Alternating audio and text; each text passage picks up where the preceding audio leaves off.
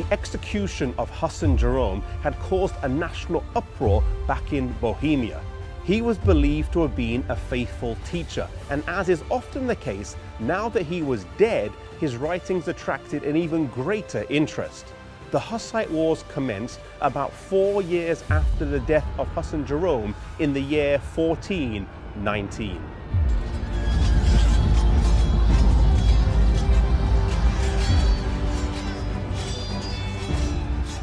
As Pope and Emperor united to crush the Hussite movement, the Lord raised up a deliverer.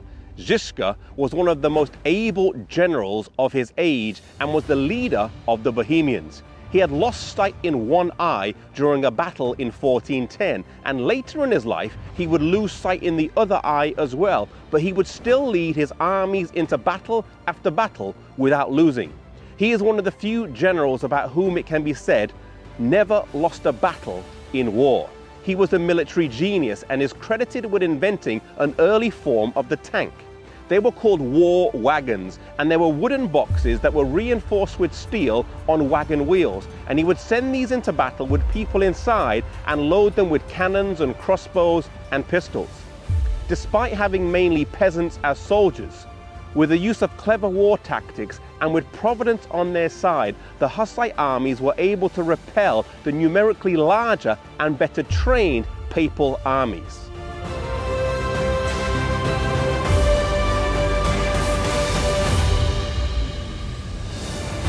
Ziska would fight over 250 battles in his lifetime and would withstand 2 full papal crusades against him, but he was not to die on the battlefield.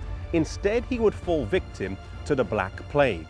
But before he would die, he gave his men some instructions, telling them he still wanted to go with them onto the battlefield. He told his men to make a drum out of his skin, which they did.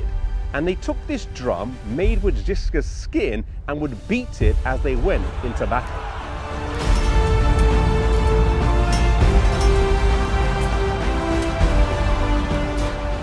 His place was filled by Procopius, who was a skillful and brave leader, and in some aspects a more able general.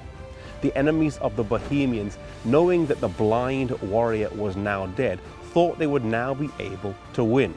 The Pope launched another crusade against the Bohemians in 1427, where he was defeated.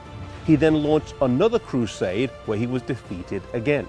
In 1431, under a new pope, a 5th crusade was launched, but once again the papal armies were soundly defeated by the Hussite forces.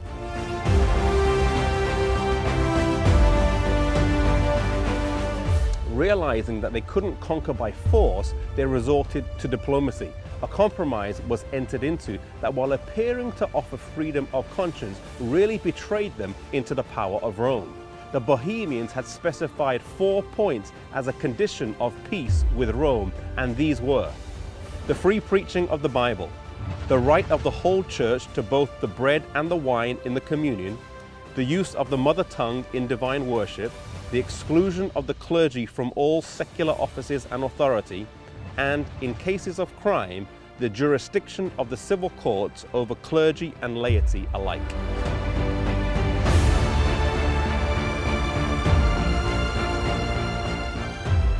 At last, the papal authorities agreed to accept the 4 Hussite articles, but that the right of explaining them, that is, of determining their precise import, should rest with the council, that is, with the emperor and the pope.